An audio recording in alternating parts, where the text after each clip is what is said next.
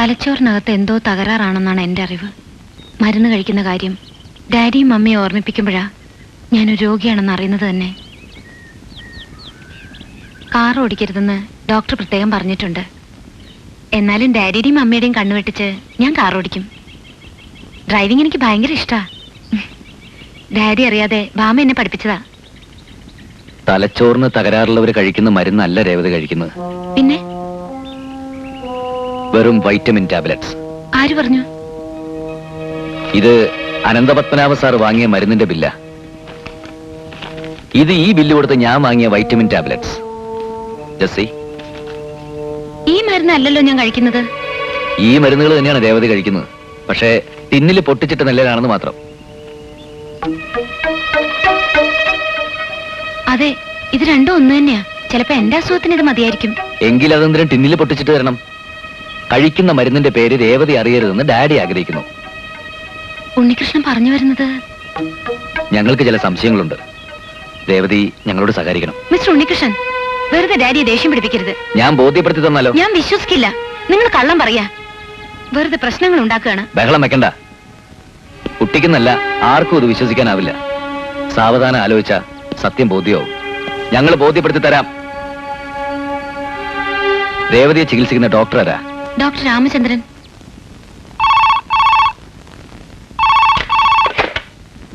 Hello, doctor Ramachandran here. ഒരു പേഷ്യന്റിനെ നോക്കാൻ doctor ഒന്ന് വരണം. വണ്ടി അയച്ചിട്ടുണ്ട്. ഇതെന്റെ കൺസൾട്ടിംഗ് അവേഴ്സാണ്. പേഷ്യൻസ് ഒരുപാട് വെയിറ്റ് ചെയ്യുന്നുണ്ട്. വീട്ടിൽ കൊണ്ടുവന്നാൽ നോക്കാം. അങ്ങോട്ട് കൊണ്ടുവരാൻ പറ്റാത്ത അവസ്ഥയിലായതുകൊണ്ടല്ലേ. Health മിനിസ്റ്ററുടെ കസിനാ patient. മിനിസ്റ്ററുടെ ഓഫീസിൽ നിന്നാ വിളിക്കുന്നേ. ശരി സാർ, ഞാനിപ്പോ വരാം. പെട്ടെന്ന് വേണം. ഡോക്ടർ, വണ്ടി കൊണ്ടുവന്നിട്ടുണ്ട്. ഓക്കെ, നിങ്ങൾ അല്പേരം വെയിറ്റ് ചെയ്യും. ഒരു എമർജൻസി കേസുണ്ട്. വാ.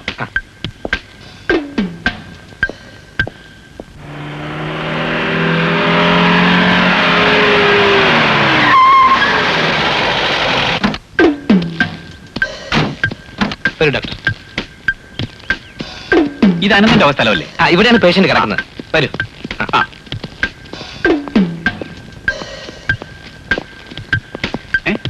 അരുന്ധതി എന്താ ഇവിടെ? നോ, അരുന്ധതിയല്ല, രേവതി. രേവതി നായർ. 1980 ബോംബെയിൽ വെച്ചുണ്ടായ പ്ലെയിൻ ക്രാഷിൽ കൊല്ലപ്പെട്ട കോടീശ്വരനായ സേതുമാധവന്റെയും വിജയലക്ഷ്മിയുടെയും സ്വത്തുക്കളുടെ ഒരേ ഒരു അവകാശി മിസ് രേവതി നായർ.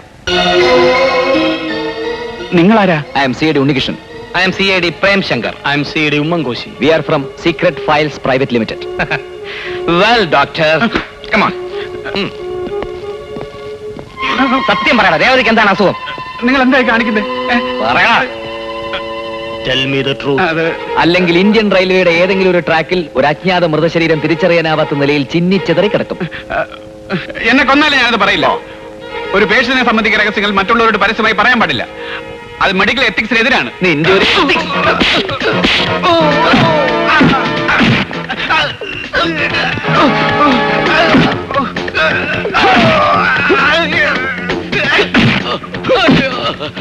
അയ്യോ, ഇനി എന്നെ തല്ലരുത്. ഞാനെല്ലാം പറയാം. രേവതിക്ക് യാതൊരു അസുഖവും ഇല്ല. അനന്തം പറഞ്ഞിട്ടാ ഞാനിതെല്ലാം ചെയ്തത്. എന്തിന്? അത് അവൾ ഒരിക്കലും വിവാഹിതയാകാതിരിക്കാൻ വേണ്ടി.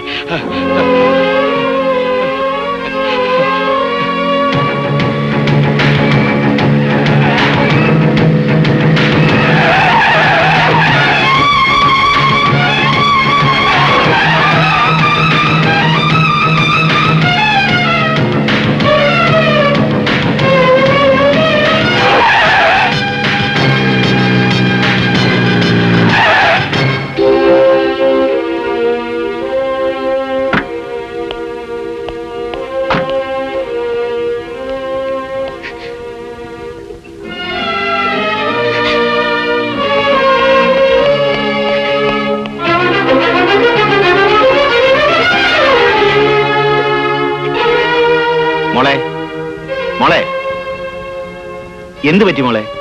ഉച്ചക്കത്തെ ഗുളിക കഴിച്ചില്ലേ നീ? കാർ ഓടിക്കരുതെന്ന് എത്ര പറഞ്ഞാലും കേൾക്കില്ല. വണ്ടി എവിടെയെങ്കിലും തട്ടിയോ മോളെ? വേണ്ട വേണ്ട, ഓരോന്ന് പറഞ്ഞ് അവളെ വിഷമിപ്പിക്കണ്ട. അവൾ കിടക്കട്ടെ.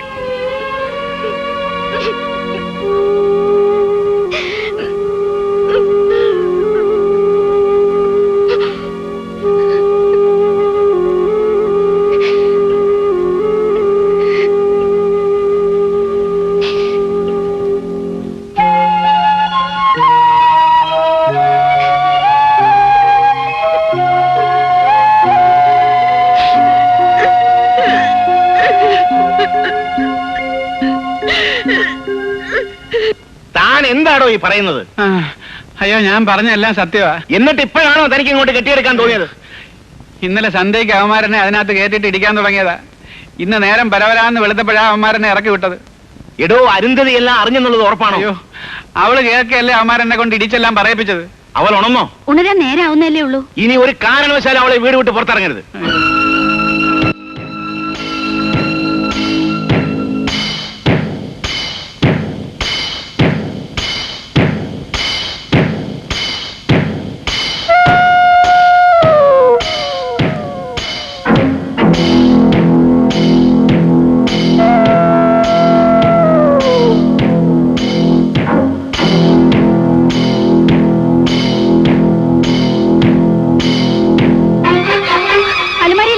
ഒന്നുമില്ല. മേശപ്പുറത്തിരുന്ന ഫോട്ടോയും കാണുന്നില്ല. അവള് പോയെന്നാ തോന്നുന്നത്. പോലീസിൽ അറിയിച്ചാലോ? വിഡിത്തം പറയാതെ. പോലീസിൽ അറിയിച്ചാൽ അവളെ കണ്ടുപിടിച്ചു എന്ന് വരും. ആ നിമിഷം നമ്മൾ ഈ വീട്ടിൽ നിന്ന് ഇറങ്ങി കൊടുക്കേണ്ടി വരും. വീട് മാത്രമോ, കമ്പനി, എസ്റ്റേറ്റും എല്ലാം പോലെ. ഇനി എന്ത് ചെയ്യും? അങ്ങനെ വിട്ടൊഴിഞ്ഞു കൊടുക്കാനല്ലല്ലോ ഞാൻ ഈ പാടൊക്കെ പെട്ടത്. എന്ത് ചെയ്യണമെന്ന് എനിക്കറിയാം.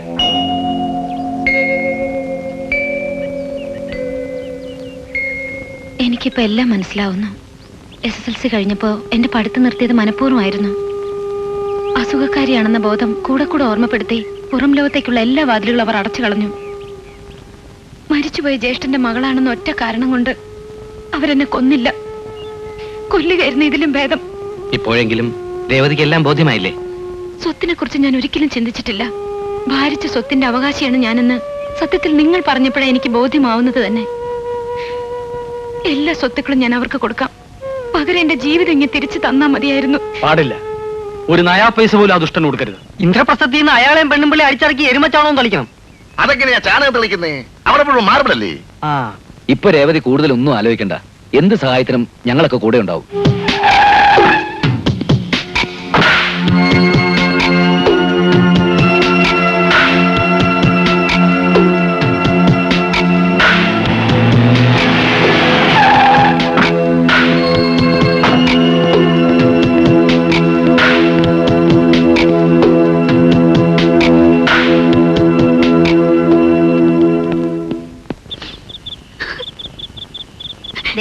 എനിക്ക് വയ്യ ഇതൊന്നും കാണാൻ.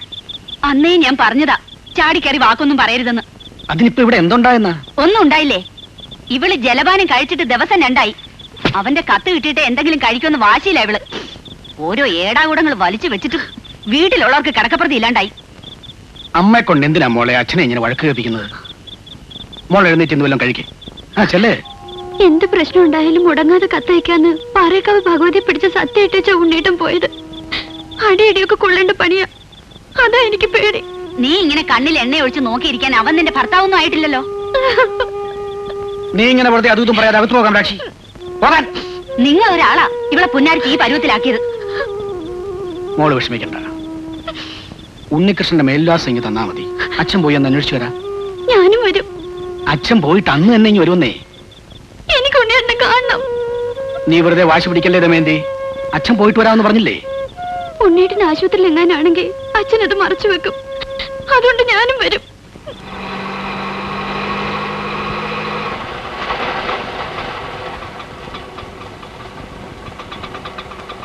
മോളെ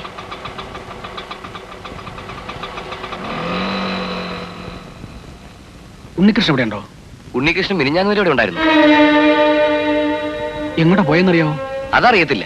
ഇന്നലെ ഇന്നുമായിട്ട് വേറെ ആരുണ്ടൊക്കെ അന്വേഷിച്ചു വന്നിരുന്നു. അവന്റെ കൂടെ ഒരുത്തനുണ്ടായിരുന്നല്ലോ, ഒരു കുഞ്ചു. അവർ രണ്ടും കൂടെ ആ പെട്ടിയൊക്കെ ആയിട്ട് പോയത്. ഇന്ദ്രപ്രസ്ഥത്തിൽ അനന്തസാറിന്റെ വീട്ടിൽ അന്വേഷിച്ച ഒരു പക്ഷെ അറിയാൻ കഴിയും. നിങ്ങളുടെ മകളെ കിഡ്നാപ്പ് ചെയ്തെന്നോ? എപ്പോ? 2 ദിവസമായി. കേരളത്തിൽ ഇതൊരു സ്ഥിരം ഏർപ്പാടായിട്ടുണ്ടല്ലോ. ഏതായാലും ഡീറ്റെയിൽസ് എഴുതി തരൂ. ഇന്ന് തന്നെ അന്വേഷണം തുടങ്ങാം.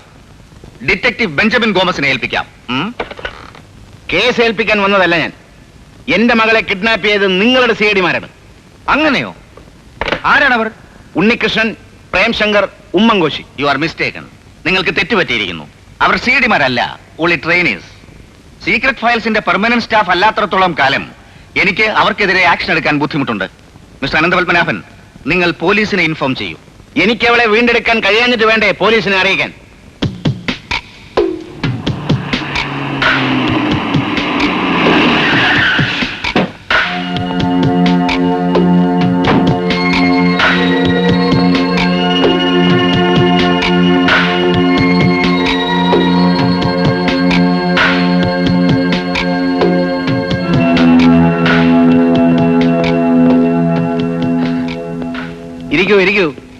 ദമയന്തിയും അച്ഛനും അല്ലേ?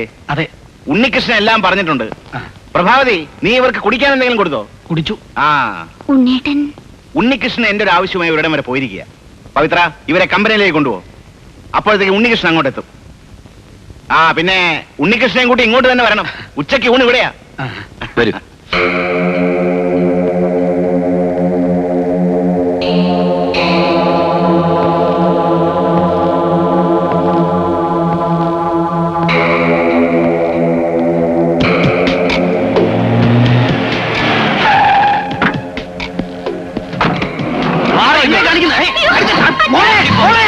അനന്തസാറിന്റെ മകൾ ഉണ്ണികൃഷ്ണന്റെ കസ്റ്റഡിയിലാണ്. അവളെ വിട്ടുതരുമ്പോ തന്റെ മോളെയും വിട്ടുതരും. ഈ കാര്യം പോലീസിനെങ്ങാനും അറിയിച്ചാൽ തന്റെ മകളുടെ ശ്രമം കായലിൽ പോകും. അയ്യോ, ദമയന്തി, മോളെ.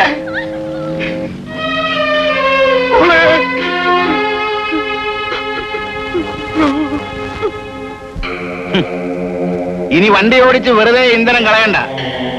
പവിത്രന്റെ ആൾക്കാരോട് വിശ്രമിക്കാൻ പറ. വിശ്രമിച്ചാൽ എങ്ങനെയാ? ആ CID മാരെ തപ്പിയെടുക്കണ്ടേ? വേണ്ട, ഇനി ടെലിഫോണിന്റെ ചോട്ടിൽ വെയിറ്റ് ചെയ്യേണ്ട കാര്യമേ ഉള്ളൂ. പവിത്രൻ ധൈര്യമായിട്ട് പോയിക്കോ. എനിക്ക് വക്കീലും ഡോക്ടറുമായിട്ട് ഇത്തിരി സംസാരിക്കാൻ. ശരിയെങ്കിൽ എത്ര ദിവസം എന്ന് വെച്ചാ രേവതി ഇങ്ങനെ ആശാന്റെ വീട്ടിൽ താമസിപ്പിക്കുന്നത്? ഹോസ്റ്റലിലേക്ക് മാറ്റാന്ന് വെച്ചാൽ അത് സേഫ് അല്ല. രേവതിയുടെ കാര്യം മാത്രമല്ല പ്രശ്നം. നമ്മൾ എത്ര നാളാ ഇങ്ങനെ ഒളിച്ചും പാത്തും കഴിയുന്നു. ഓ, ആ സുകുമാരക്കുറുപ്പിന്റെ പ്രയാസം എനിക്ക് ഇപ്പോഴാ മനസ്സിലാകുന്നത്. കൂടുതലൊന്നും ആലോചിക്കാനില്ല. പോലീസിൽ അറിയിക്കുന്നതന്നെ നല്ലത്. അയ്യോ, അത് വേണ്ട. വേണ്ടെങ്കിൽ നീ തന്നെ ഒരു പോംവഴി പറ. പോലീസിനെ അറിയിച്ചില്ലെങ്കിൽ ഒരു പ്രശ്നമുണ്ട്. രേവതിയുടെ സ്വത്തുക്കൾ തട്ടിയെടുക്കാൻ നമ്മൾ അവളെ കസ്റ്റഡിയിൽ വെച്ചിരിക്കുകയാണെന്ന് ആരോപണം ഉണ്ടായാൽ നിഷേധിക്കാൻ കഴിഞ്ഞെന്ന് വരില്ല. അത് ശരിയാ. കട്ട എല്ലാം കൂടി ഇടിഞ്ഞു വീണ് ലെത്തൂര് പോലെ ആവുന്നതിന് മുമ്പ് പോലീസിനെ അറിയിക്കുന്നതാ ബുദ്ധി. ഇനി അങ്ങനെ ഒരു ആരോപണം ഉണ്ടായാൽ തന്നെ രേവതി നമ്മളവിടെ അല്ലേ നിൽക്കൂ? എന്നൊന്നും പറയാൻ പറ്റില്ല. സ്വന്തം തന്തമാര് മക്കളെ തള്ളി പറയുന്ന കാലമായത്. താൻ ജീപ്പിലോട്ട് കയറി. കറക്റ്റ്, അത് തന്നെ. നേരെ പോലീസ് സ്റ്റേഷനിലേക്ക് വിടാം.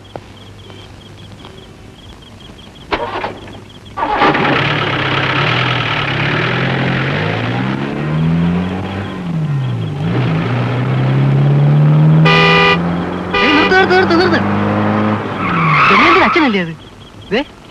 എവിടെ? അമ്മാവാ, ഉണ്ണികൃഷ്ണ, നീ എന്തൊക്കെ കാണിച്ചു കൂട്ടുന്നത്? ദമയന്തി ഇപ്പൊ അനന്തന്റെ കസ്റ്റഡിയിലാടാ. നിന്റെ കത്ത് കാണാൻ നിർബന്ധം പിടിച്ച് എന്റെ കൂടെ ഇറങ്ങി പുറപ്പെട്ടതാ. നിങ്ങൾ CID മാര് പിടിച്ചു വച്ചിരിക്കുന്ന അയാളുടെ മോളെ വിട്ടുകൊടുക്കാതെ അവളെ വിടുന്ന പ്രശ്നമില്ലെന്നാ പറഞ്ഞത്. ആലോചിച്ച് നിന്നിട്ട് കാര്യമില്ല. എത്രയും വേഗം വിവരം പോലീസിനെ അറിയിക്കണം. വാ, നിക്ക്. പോലീസിൽ അറിയിച്ചാൽ അവരെന്റെ മോളെ കായലിൽ കെട്ടിത്താത്തുവെന്നാ പറഞ്ഞിരിക്കുന്നേ.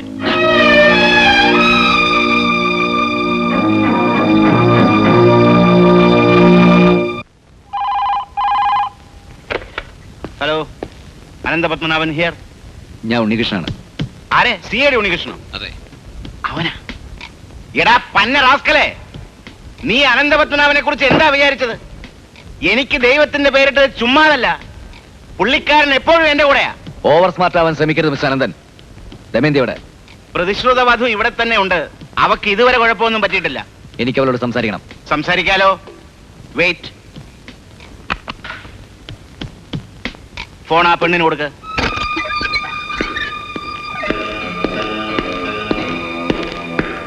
നിനക്കാ ഫോൺ. ദമയന്തി, ഉണ്ണിയേട്ടനാ? എന്റെ അച്ഛൻ എന്റെ ഉണ്ണേട്ടാ. അച്ഛൻ എന്റെ കൂടെ ഉണ്ട്. ഉണ്ണേട്ടൻ കള്ളം പറയുക. അല്ല, സത്യം. പാറയ്ക്കാവിൽ ഭഗവതിയാണ് സത്യം. എന്നെ എന്തിനാ ഇവിടെ പിടിച്ചോണ്ടിട്ടിരിക്കുന്നത്? നീ വിഷമിക്കരുത്. ഉണ്ണിയേട്ടൻ ഉടനെ വരാം. വന്നില്ലെങ്കിൽ ഞാൻ ആത്മഹത്യ ചെയ്യും. ഹലോ, കേട്ടല്ലോ. എന്റെ ദമയന്തിക്ക് എന്തെങ്കിലും സംഭവിച്ചാലുണ്ടല്ലോ തന്റെ കുടുംബം ഞങ്ങളൊന്നുണ്ടും. ഓ, അതൊക്കെ വലിയ മെനക്കേടല്ലേ ഉണ്ണികൃഷ്ണ? ഭീഷണി മുഴക്കാതെ കാര്യത്തിലേക്ക് കടക്ക്. ഞാനൊരു 24 മണിക്കൂർ സമയം തരും. അതിനുള്ളിൽ അരുന്ധതിയെ ഇവിടെ എത്തിച്ചില്ലെങ്കിൽ നിന്റെ ദമയന്തിയുടെ കാര്യം പോക്ക.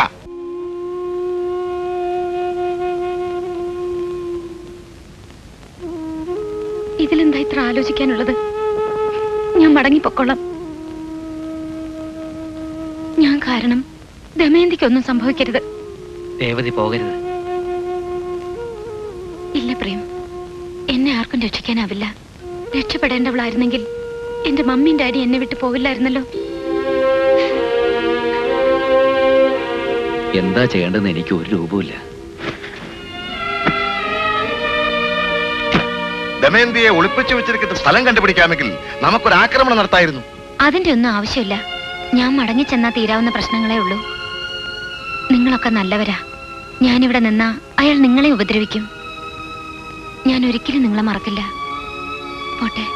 പോവാൻ പറ്റേ?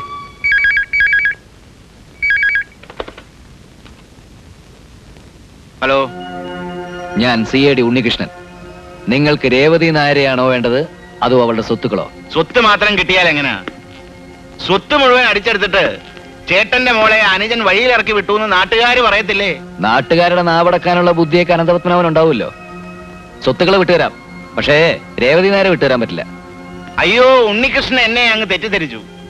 ഞാൻ അങ്ങനെ കടുംപിടുത്തക്കാരനൊന്നുമല്ല. നിങ്ങളുടെ തീരുമാനം അതാണെങ്കിൽ എനിക്ക് സമ്മതമാണ്. എന്നാൽ ഡോക്യുമെന്റ്സ് തയ്യാറായിക്കോളൂ. ഓക്കേ.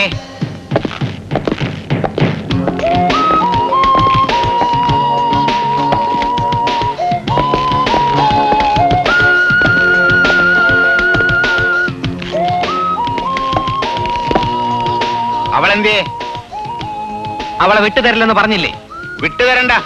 ഡോക്യുമെന്റ് സൈൻ ചെയ്യാൻ അവള് വേണ്ടേ? അത് ന്യായം. ഡോക്യുമെന്റ്സ് തന്നാ മതി, ഒപ്പിടിച്ച് ഞങ്ങൾ തിരികെ എത്തിക്കാം.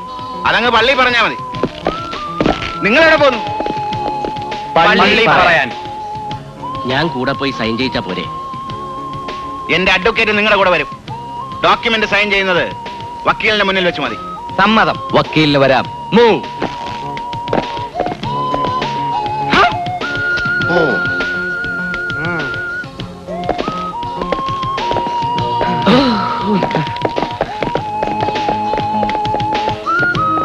പിന്നെ അവിടെ ചെന്ന് അതിസാമർത്ഥ്യം ഒന്നും കാണിക്കാൻ നോക്കണ്ട. ദമയന്തി എന്റെ കസ്റ്റഡിയിലാണെന്ന് മറക്കരുത്. ഒരു കാര്യം 9 പ്രാവശ്യം പറയുന്നത് ഞങ്ങൾക്ക് ഇഷ്ടമല്ല. 1 second.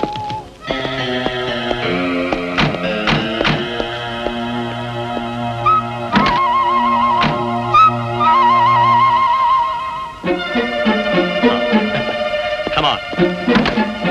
Get it.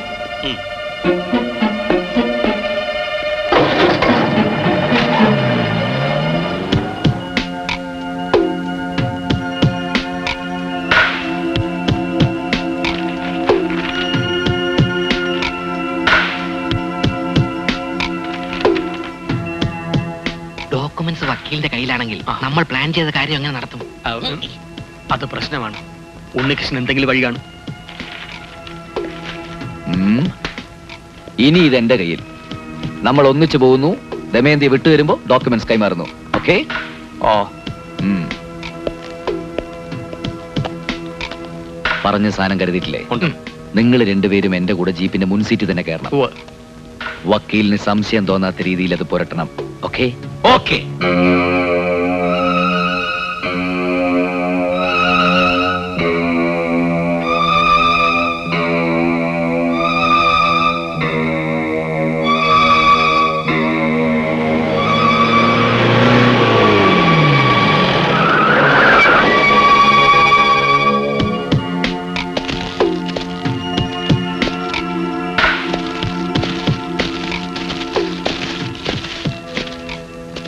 ദമയന്തി ഇവിടെ.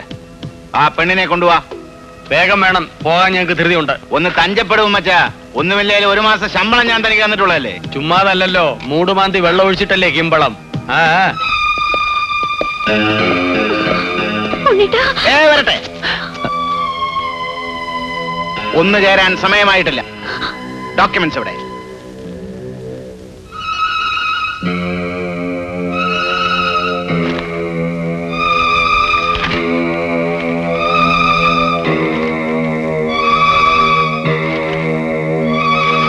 വയ്ക്കോ.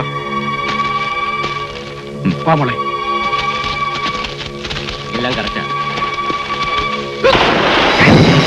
ഓടിക്കോ. പിടിക്കണം വരെ.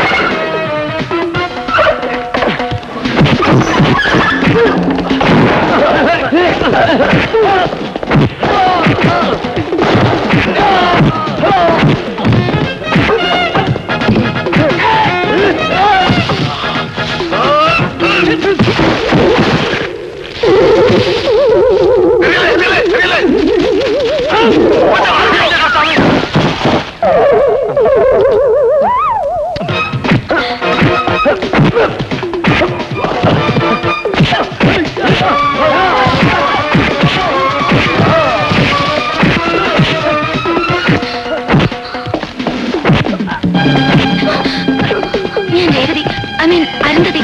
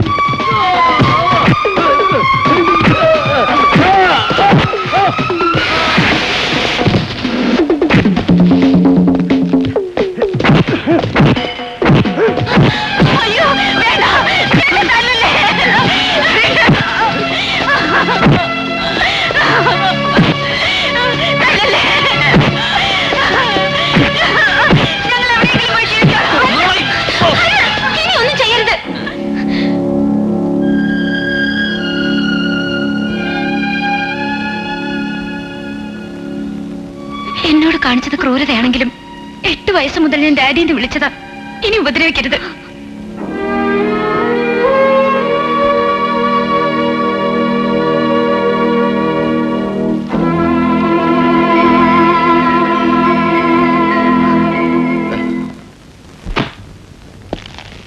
Well done my dear boys. Thank you, sir. By the by, ക്ലൈമാക്സിൽ നിങ്ങൾ എങ്ങനെയാണ് ഡോക്യുമെന്റ്സ് കത്തിച്ചത്? ജീപ്പിൽ നിന്ന് ഇറങ്ങുന്നതിന് തൊട്ടു മുമ്പ് ഞങ്ങൾ ആ ഡോക്യുമെന്റ്സ് പെട്രോളൊന്ന് മുക്കി. മിസ്റ്റർ ഉണ്ണികൃഷ്ണന്റെ ഉന്നം കൂടി ആയപ്പോ സംഗതി ശൂന്നങ്ങ് കത്തി. ഓഹോ, വെരി ഗുഡ്. നിങ്ങൾക്ക് 3 പേർക്കും ഇന്ന് തന്നെ ജോലിയിൽ പ്രവേശിക്കാം. അന്വേഷണം വഴിമാറിയെങ്കിലും നിങ്ങൾ കണ്ടെത്തിയത് വലിയൊരു രഹസ്യമാണ്. അതിസങ്കീർണമായ മറ്റൊരു കേസിന്റെ അന്വേഷണം നാളെ തന്നെ ആരംഭിക്കണം. 1993 ഡിസംബറിലെ തണുപ്പുള്ള ഒരു രാത്രിയിൽ. സോറി സാർ, ഉടൻ തന്നെ ഒരു കേസ് അന്വേഷണം ഏറ്റെടുക്കാൻ പറ്റിയ മൂഡിലല്ല ഞാൻ. എന്റെ വിവാഹം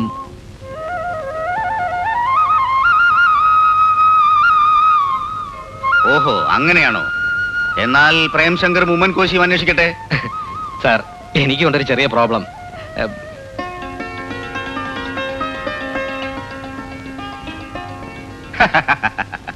അപ്പൊ നിങ്ങൾ സിനിമയിലെ CID-യെ തന്നെ അനുകരിച്ചു അല്ലേ?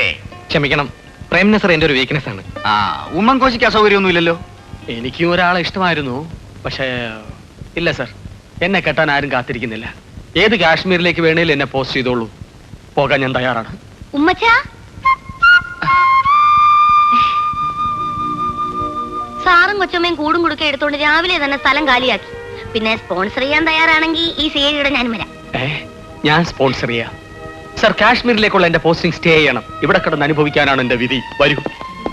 അപ്പൊ കേസ് അന്വേഷണം After 2 months. Hands up. പട്ടാഭിഷേകം ആയപ്പോ ഹനുമാനെ മറന്നുമില്ലേ? ഇല്ലടാ. ഈ ഹനുമാനെ നമ്മൾ 3 പേരുടെ അസിസ്റ്റന്റ് ആക്കാമില്ലേ? ഓക്കേ.